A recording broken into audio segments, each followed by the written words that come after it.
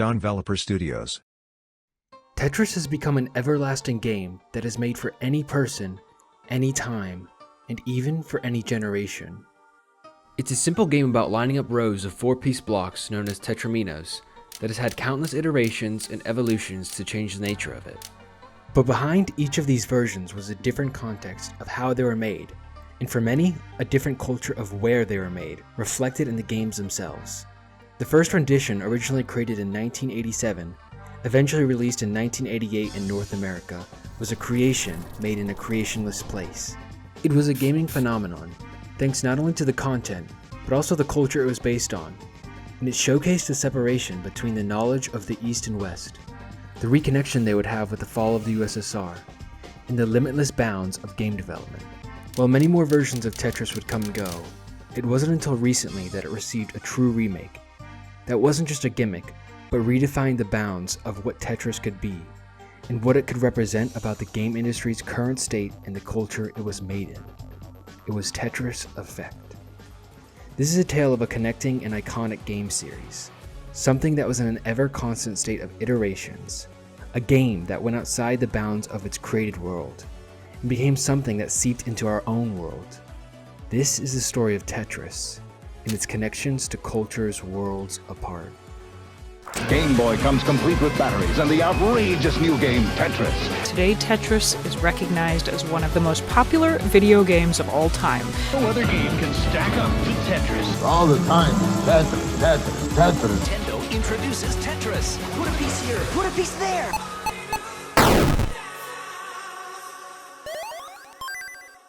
So to start, I want to give you a quick look at the history of each of these games. This won't cover every detail, so if you're interested in that, I've linked some great documentaries and other articles in the description. Tetris starts with Alexei Pachinov, a citizen of the USSR who worked at the Soviet Academy of Sciences. In his free time there, he and his co-workers would work on their own personal projects.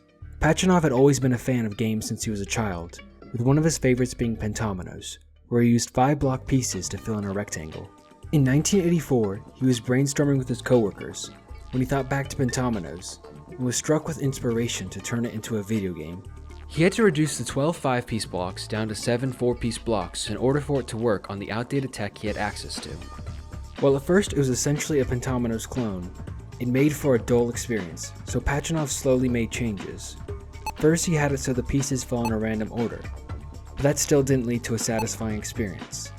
And that's when Pachinov decided to make a game-defining change, and have the pieces disappear when a full row was completed. He called his creation Tetris, which combined the Greek word tetra meaning 4, and his favorite sport tennis. And thus, despite all the roadblocks, or maybe thanks to them, the first iteration of the game was born. While Pachinov couldn't sell it due to Soviet rules, he and his co-workers did give it away to others, and Tetris slowly spread throughout Russia, and even other parts of the USSR. Eventually, a man named Robert Stein, a Hungarian businessman who sold software and collected royalties on it by acquiring licenses to games in Hungary, came across Tetris. He wanted to license the game, but when he contacted the Academy of Sciences, they didn't respond. So instead, he faxed Pachinov directly and made an agreement, although no official documents were signed.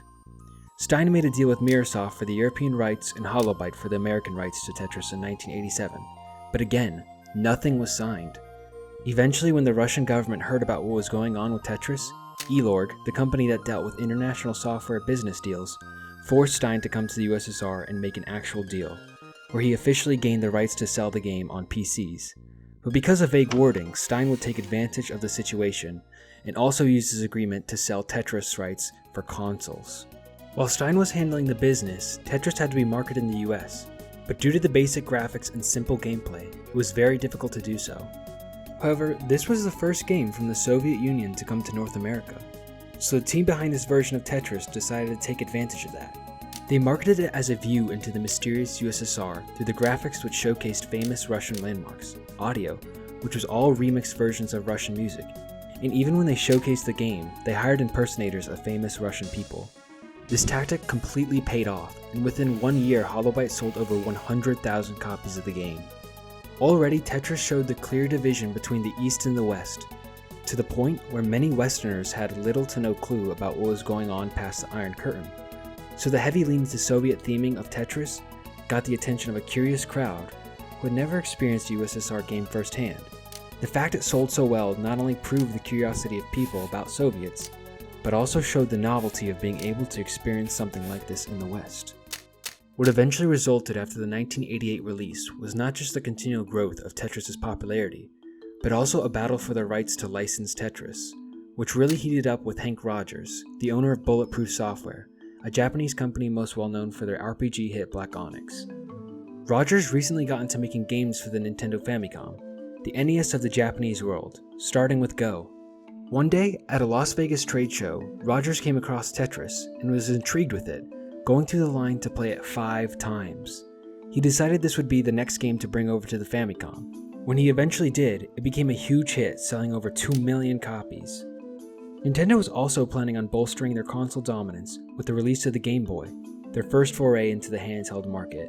Due to his success in bringing Tetris over to the Famicom, Rogers had gained some significance within Nintendo, and when he heard about the Game Boy coming, he convinced the company to package it with Tetris.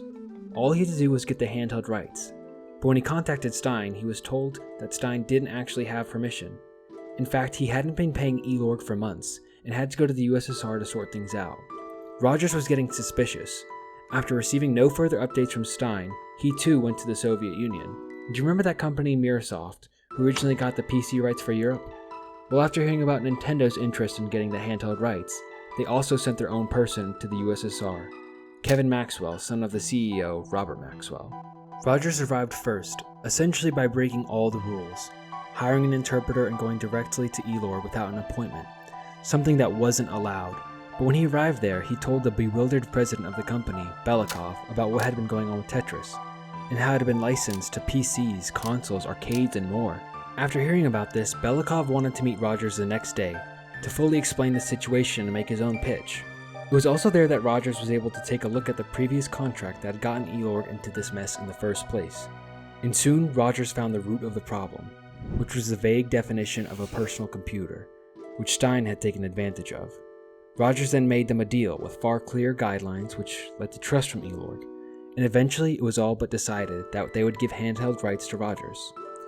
During this time, Rogers would also become good friends with Tetris' creator, who had been at those meetings, Pachinov. These two drastically different men were able to bond by further discussing Tetris in a more casual way, and eventually became lifelong friends simply through this game. Before Rogers could acquire rights, Elorg had to deal with Stein. When they met with him, they gave him an updated contract which gave him arcade rights, but also demanded around $150,000 in late fees. However, in reality, this fee and the arcade rights weren't the main point of the contract. They were just a distraction. Hidden away in the contract was also an updated version of the definition of what a PC was. Stein completely fell for it, and signed without even noticing this amendment, which stripped him of console rights. Tetris again showed the changing nature of the Soviet Union, as ironically, the communists had used capitalistic methods to trick Stein. Finally, there was Kevin Maxwell, whose hubris and ignorance ended up compromising his side of the deal. The Russians who had given handheld rights to Rogers also trusted him enough to give him the opportunity to buy the console rights. When Rogers went to Nintendo, they pounced on the opportunity. Tetris became a breakout hit and ended up selling 5 million copies on the NES and an additional 35 million copies on the Game Boy. However, as crazy as the history behind the original Tetris is, it tells us so much more. Again, the division between the East and West, this mystery and intrigue between the two sides is what led to the original North American release being such a success. Additionally, while many may not have realized it, the minimalist nature of the game revealed a lot about what the people in the USSR could create, which in all honesty was heavily limited when in comparison to the Western game industry, due to the equipment, or lack thereof, they had available to them. Despite the clear divisions and contrasts that Tetris demonstrated between East and West, it also foreshadowed a huge change coming to the USSR, in the fact that it would no longer exist. The methods that Elorg used to obtain the most money possible and make huge business deals, in a way, signaled that communism was coming to an end in that country, and just a few years later the Soviet Union did collapse and separate. Tetris reveals more than just the culture outside the industry, but within it too. While the technical limitations may have made it hard for Pachinov and co. to spread the game around, in another way it did help with Tetris' creation. Specifically because of the limitations on his device, Pachinov reduced the pieces down to 4 blocks, and the size of the field was also determined. While the rest likely should be accredited to Pachinov's creativity and game design prowess, this tale goes to show that even in the harshest of restrictions and limitations, video games will find a way to thrive and connect the world in unique ways, through the game itself and the emotional experiences the game brings with it. Over the next few decades, many more iterations of Tetris were designed and created, but few had the legacy the original created for itself. The cheap gimmicks they used for gameplay quickly became tiresome, and while some would find a level of success, it was the 2018 rendition that would really define what Tetris could become in the modern era, as something more than just a puzzle game that you play for a few rounds, but instead an emotional experience. They called it Tetris Effect. To understand how something like this could be created, you have to go back to the creator and his relationship with Tetris. His name was Tetsuya Mizuguchi. Mizuguchi had always been fond of games, but it was when he had played Xenon 2 that he learned the potential of audio and gameplay to go together, and where he would start to develop a fascination with implementing technology into games. His relationship with Tetris officially started in the arcades with the Sega version, where he would play for long periods of time. Skip ahead to when Mizuguchi was an adult, and he got hired at Sega in their arcade division, where he was able to work with different types of technologies and implement them into video games, and even started experimenting with virtual reality.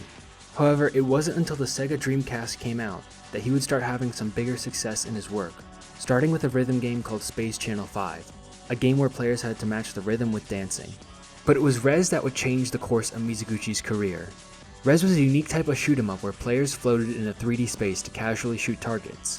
What made this game so unique though was its audio-centric focus, and it was this game that moved him towards the concept of synesthesia, or in one sense can trigger several more.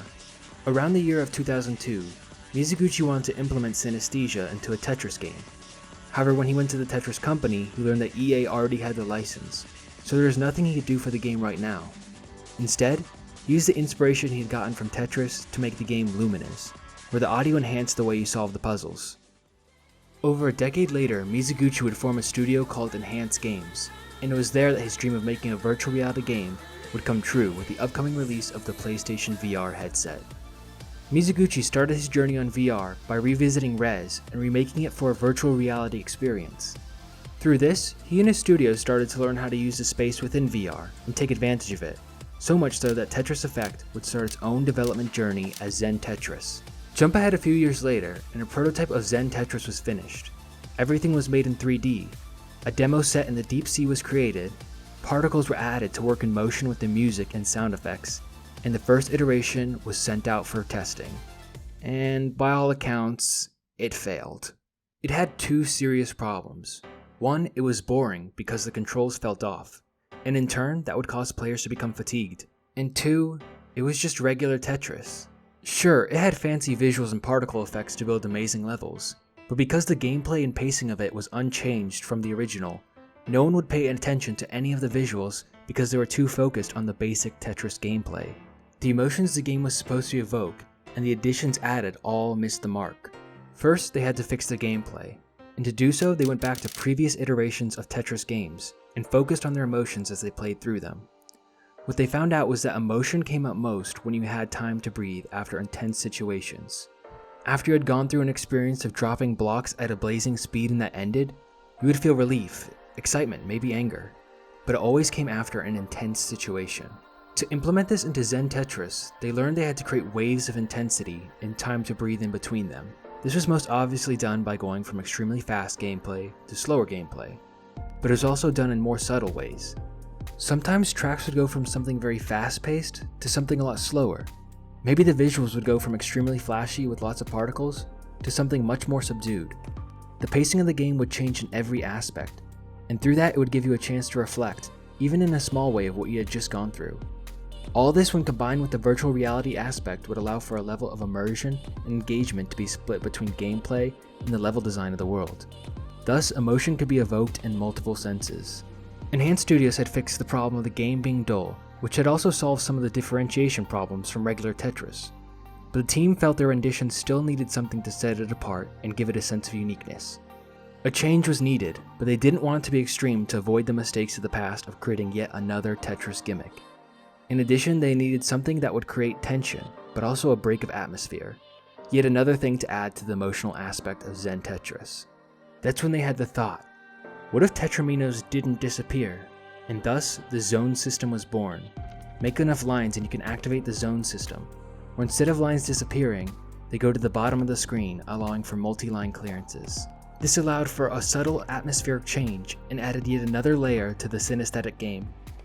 Near the very end of production, they decided to change the name. Having studied the Tetris effect extensively, or the effect of when you put so much time into activity, you see it in other parts of your life, even dreams, they thought there was not a better name for their own game.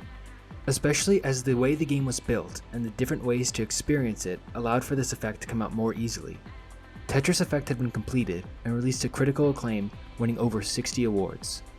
More than this, Tetris Effect is a reflection of the best parts of today's tech-centric culture. It took something that seemingly had nothing that could be significantly added to, and made it come alive through the new technology available. The tech not only changed the way the game was played, but also how it was experienced with the addition of a virtual reality headset. Any clunkiness that the game may have had becomes something that instead elevates the sensory experience. It's the epitome of how technology with the purpose of innovation can revolutionize a concept. Tetris Effect also shows the connections we have. The level design, subtle details presented within it, and especially the pacing of the game.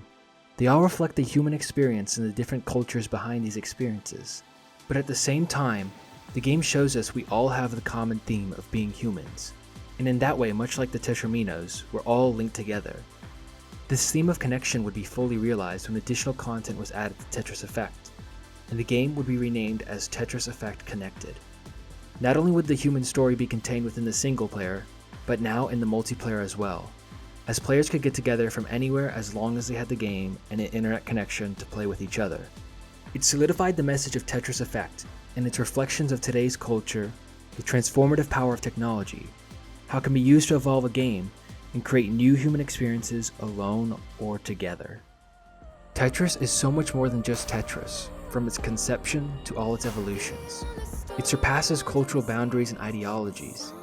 It's been connecting people since it was first invented and continues to do so now. It allows for new conceptions to be formed, and within the industry, it's proven that design has no limit. It's proven the infinite ways something can change and warp. It's Tetris.